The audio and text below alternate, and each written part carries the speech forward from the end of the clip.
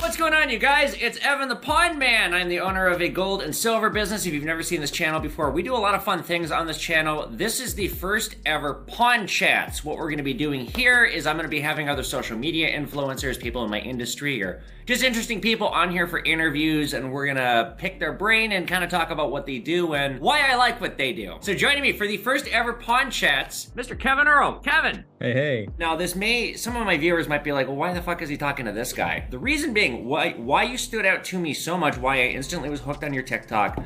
For those who don't know, Kevin makes, it's like, do you remember? It's nostalgia TikToks. Do you remember Hey Dude? Larissa Explains It All? The Animorphs TV series? But you are very good at what you do. And I don't know if you know that you are very good at what you do in terms of you have a brand, you sell yourself the same in every video. It's very engaging, it's very informative. It's a lot of fun. It immediately hooked me. I was born in '89, so a lot of these shows that you're talking about was stuff that I grew up on. And it's just like, if I had a nickel for every time I've seen one of your videos and it's like, oh my God, I forgot about that show. Yeah. God, I forgot about Cousin Skeeter. I forgot about Space Cases. So my first question to you is, why? Why this? Exactly why you just said. I mean, it's just fun. Like, I think nostalgia, it's warm feelings, it's good memories. It's about like enjoying the things of the past, but just in the present moment, right? Like, I'm not looking to create a time machine and like go back to the 90s or anything. It's mostly just now I'm grown up, I'm an adult, and I can look back at these things that made me happy as a kid and appreciate them almost all over again. Yeah, it is very just, I'm being 33 and watching, I was watching Hey Arnold the other week. It's like, boy, don't tell these kids what happens in 2001, because nothing good happens to this neighborhood. And also randomly, Arnold's parents are worth, or Arnold's grandparents are probably worth like $20 million because of that building now. But right. You see the then and the now, and just watching as an adult, rewatching stuff, it does weird things to your brain on so many levels. Yeah, I mean, it's funny the things that you pick up on watching it now versus when you were 5 years old or however old. And yeah, it's just almost like sort of reframing the past. Mm-hmm.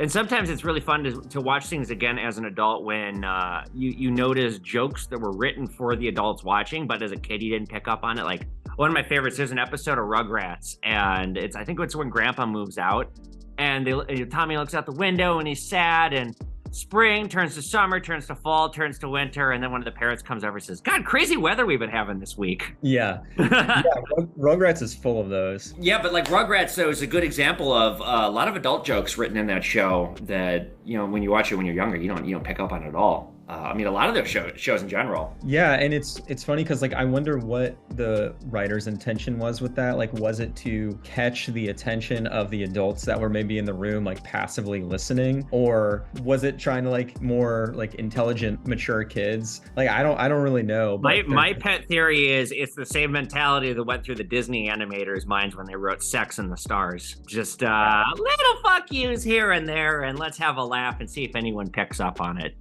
I mean, some of them are pretty glaring, like looking back, like the entire show Johnny Bravo could not exist today. Like, not even, holy shit, that's bad. Yeah, that one is wild. It's out there. I see those clips like pop up again on TikTok and I'm like, oh yeah, it's great. Like, oh, surprised Bill Cosby didn't guest voice on that show. Jeez. Might have been a little too meta. What was your favorite show growing up? And I don't want to get too into these kind of questions. I'm just kind of curious. What did it for you as a kid? What were your favorite shows? What was your favorite network? Like mine, obviously I grew up on Nickelodeon. When I turned 12, I turned more to Cartoon Network because I got more into anime and Toonami. Yeah, for me it was definitely Nickelodeon kicking it off. So I was born in '93, a few years after you. And yeah, I guess because you got 93 in your profile. Yeah, exactly. That's what that is. And so born in '93, I missed those first few years of the '90s, but I had a sibling. She's 6 years older than me. So I was kind of watching the same stuff she was when I was a young kid. Like a lot of things that kids my age probably weren't watching, like The Adventures of Pete and Pete, which is my favorite show. They probably weren't watching that. They were probably still on like Blue's Clues or whatever. I was watching the Nick Jr. stuff, but that stuff like Pete and Pete, Alex Mack, the stuff from that era, like I liked Shelby Woo, Mystery Files of Shelby Woo. That was my favorite. That, and I like the short-lived space cases. That was a lot of fun. Yeah, so those like stuck with me, and since I watched them at such a young age, like they were almost like mythical, because there was a time when I had access to the internet in like the early to mid 2000s, but like those shows weren't really like documented on the internet very well. So in my head, I was like, whoa, this is like, did I dream these shows? Which is what a lot of people still say That's today. very interesting that you said that. Yeah, just because, like I said, with watching, like looking at your page, some of the stuff that you do videos about, like I had forgotten all about it, and I liked it. Like 100 Deeds for Eddie McDowd, I liked that a lot. And then it just kind of, because like Nick would just pull the plug on shows and cancel them, and it's like, well, fuck, what happened to it? Did they put Eddie McDowd down? Did he get hit by a truck? Exactly. Like that one especially, 100 Deeds, right? You're looking towards an endpoint, and we never really got there. So, yeah. I mean, I made it further than most. I think you said it went like 43 episodes or something like that. Yeah. But it never got like a clear, like, resolution. Like, right. Like none of them did. Like if you think about it, like actually none of them did. The clearest thing to a resolution was like Clarissa Explains All was supposed to get a graduating show, and then there was just like, nope. Yeah, exactly. And that one was fortunate because it was so popular. They like had it carry on for so long. But yeah, I mean, that's kind of the point of what I'm doing, is like documenting these shows in a way that makes it really accessible for people. Like a lot of this information I'm pulling either from my own knowledge or just on the internet, right? Like this information is there. It's on Wikipedia or whatever, but it's not on TikTok in this way where it's like a quick hit. Like, do you remember Eddie McDowd? A lot of people wouldn't even think like, I'm gonna Google Eddie McDowd. Yeah. So it shows. And you had to be, you had to kind of be our age because like, why as an adult, why would you seek that show out now? There's something wrong with you, or I don't know, something doesn't add up if that's what you're watching at age, and I've never seen it before. I want to watch this like weird show on Nickelodeon from 1997. Exactly. I have I neither here nor there. Just while I got you here, I do have a request. I'd love you to do. Do you know about Cadillacs and Dinosaurs? I don't think so. No. I don't even know what network it was on. I was into it when I was like 4 or 5. So like probably about the year you were born, I was watching it. Only what lasted like 10, 11 episodes. Is based on a comic book, but it's really cool. It's kind of like Jurassic Park. There's like this cool dude, and he's got like a pet dinosaur, and he lives in like a dystopian world. It's like kind of the future, and he's got like this 64 Cadillac convertible, and check it out. Awesome. It's really cool. It didn't last very long, and it's really hard to find information about it on the internet. It just it only lasted like a couple years and only a few episodes, and that was that. So this is like a challenge. I hear Yeah, well, it's very obscure, and I just for my basically I'm making you do my homework for me because I want to know what happened to it, and I'm too busy and lazy. Yeah, I love it. I'll do it. Describe diversifying your page, because it does seem like you're not running out of ideas, but like now you're doing other stuff. Yeah, no, it's definitely not running out of ideas. It's just I have a lot of interests. So I started out, like when I really started taking this seriously, I was talking about like old advertising jingles. Break me off a piece of that. You know that jingle. Summer 22, I was hitting that pretty hard. Talking about like the Oscar Mayer Wiener jingle, or I'd like to buy the world of Coke, like the story of how that was made. Because I work in advertising, like my day job, so that's an interest of mine. So I was doing that. Then I was like, you know what? This would work super well with just like TV shows. So started hitting that. That's when the page started taking off, and I was getting more followers. But yeah, now I'm like talking about like toys, more advertising, sports, and like music. I like it all. So yeah. In that regard, that is kind of how we intersect with what we do, because my thing is all things history, collectible, and vintage, not just coin, silver, economics, and occasionally starting international incidents with China. It's I've really figured out a way to diversify this business with what I do here, what I'm putting out. And that was because when I first got into this business, I looked at it on the landscape of social media because I knew that was the answer for success here in what I was doing. And I thought, well, okay, what can I do with this? What can't I do with this? I found a way to really diversify my field and just be able to make content about anything. I'll never run out of ideas with what I do. I feel like same is probably true with you. There's so much you can do. Exactly. I feel like with your business, you have a gift of being able to just do whatever you want. Like running a pawn shop, right? You can buy and sell anything, make any kind of content you want. Like that's pretty amazing. I don't know about that because of censorship, which is too bad. That makes sense. But I mean, you have a lot of action, right? You have things like coming like in and out of the door. But I think like even on an individual level, like people tend to want to just niche down and to the content that they're making. But I think it's just super interesting when people do a lot of different things. Like I follow people who make like NBA, like basketball content and stuff. But like if I'm on their page and I see them talking about like something else happening in pop culture or like movies or TV, I'm like, oh, this is cool. Because I'm used to hearing you talk about LeBron James. So you have an advertising background, which is very interesting. I actually did not know that. And that sheds a little light on my next question, which is, and it's the thing that drew me in, you have branded yourself very well. Every video starts the same. I do consultations. I sell them to people who want to do social media and business. And that's the one thing I say is you got to figure out a way to brand yourself and do all your videos the same. That's why I go, pun man, in every video. Got your attention. I got 1 second to get it.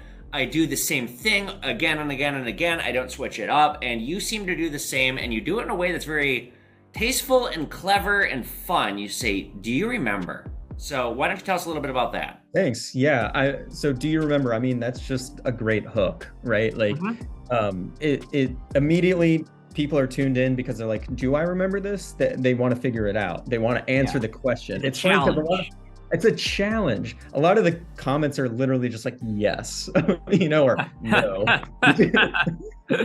which is really, I love that. But yeah, I mean, so I started doing that with the jingle videos, and it just felt right. Like it felt pretty natural to say, and I just have stuck with it. So yeah, whether that is like super highly, like very strategic or not, that is how I got there. Have you been surprised with some of the videos that have hit and some of the ones that haven't? What has been your biggest hit and what has been your biggest surprise for, well, fuck, that barely got any views? Yeah, so I made a video about the show Taina on Nickelodeon, which only ran for like a couple seasons. How would I don't remember? What year did that air? Yeah, I think it was like 2001. Oh, that's I was over to Cartoon Network by that point. Yeah. 2000 was probably the last year. Yeah, you jumped ship. So 01, 02, and that one I think I think that's my most popular. It's like got over 1 million.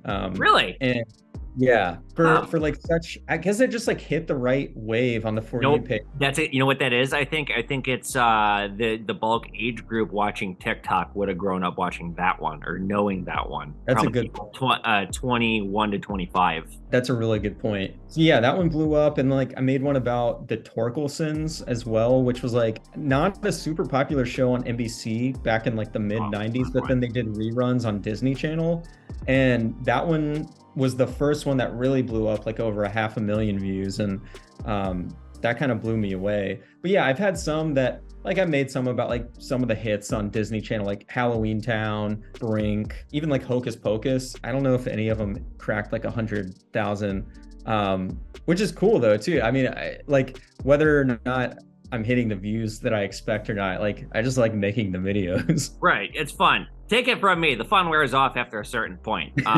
It's a fun high to ride, and then you get kind of overwhelmed. I see it. Like I can only imagine. Like before this interview, I was like looking at everything you do, and I was like, I can't even imagine what this guy's day is like. The amount of stuff that you do, and like, I feel like though, if you know, once you're gonna probably hit a point where you can start outsourcing some of that, I hope, at least. Yeah, I do some. I have an editor for YouTube. I outsourced to him. Thank God I have Patreons. But I mean, that started like 2 years ago. I was able to get some Patreons that pays, and I pay for the editor, but like not by much. What are your plans for the page? How do you plan to keep diversifying? Do you think you're going to cover anything twice? Do you re-release content? And tell me more. Yeah, so definitely, I mean, there's, like we said, there's unlimited content I can make. There's so much like media, movies, TV shows, whatever to go around. So I'll definitely keep doing that. I've recently started doing like history of brands and stuff as well, which has been really fun. I have made like, because Pete and Pete is my favorite, I've made like several Pete and Pete videos. I imagine I will probably make even more, because right now I'm kind of just doing like the high level, like this was the show, this is what it's about. I might start doing more in-depth analysis on things that actually happened within the show. I think that, not to interrupt you, I think there's a lot of potential there, particularly, you know what sells? There's, at any given day, I can make a TikTok that I, with a gun to my head, guarantee you would get over 100,000 views, just because I know what sells and what doesn't, and anything crime related sells on TikTok, as long as you don't use certain trigger words, like anything about North Korea they suppress. But yes, anything about scandals that happen on shows, I guarantee you those will do well. Yeah. Okay, do one on the downfall of Panda Bynes. Panda Bynes. There we go. Panda Bynes. Yeah. That I mean, that makes a lot of sense. Like, I definitely see that. That's not really my game. Like, that's not the direction I feel like naturally going. But it's funny because I've had people comment on these videos being like, I was waiting the entire time for you to say something about like the downfall of one of these actors or like something like scandalous happening, but no, you're just like, well, it's good to take the high road and not perpetuate negativity. That's kind of admirable. It's just, I'm on here to get views. I know it sells. I don't give a fuck. Yeah, I mean, however way you go, What if you could bring back one show, animated? What would it be? What was your favorite show back in the day? And what was your least favorite show back in the day? Or what's one you never liked? Oh man, I'm trying to think of something that would like actually like work today.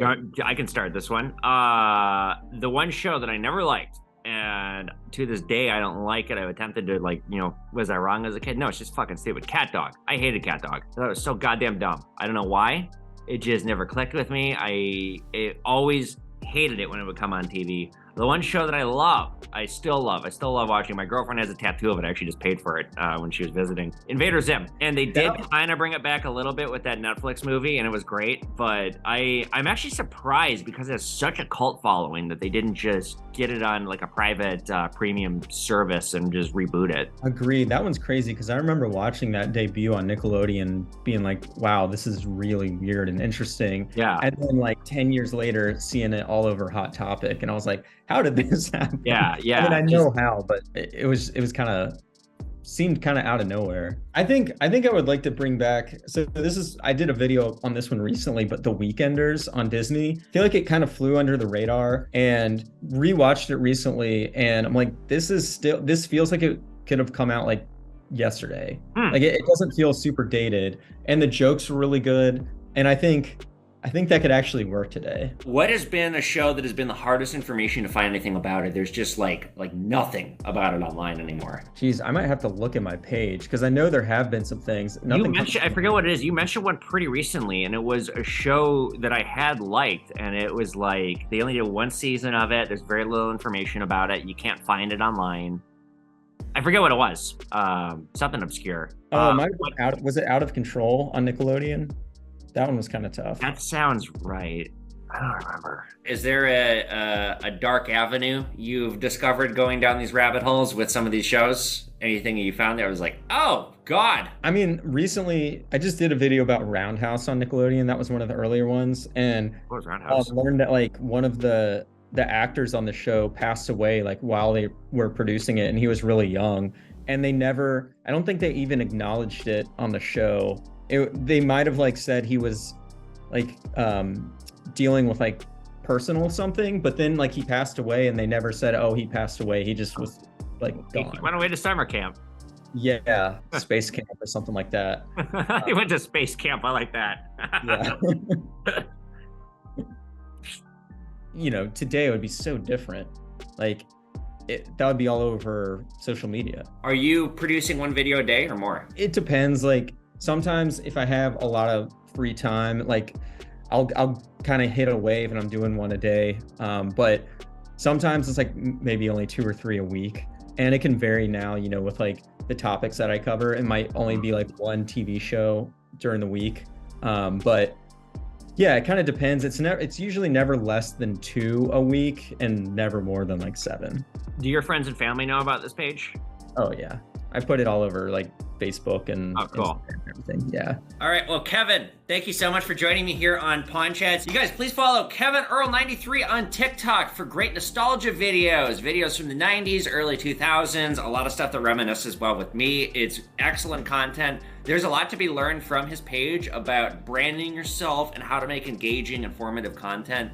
It's a great template if you guys are interested in making these kinds of videos. Check out Kevin's videos and check out mine as well. Kevin, thank you so much for coming by. I'm sure we'll chat again.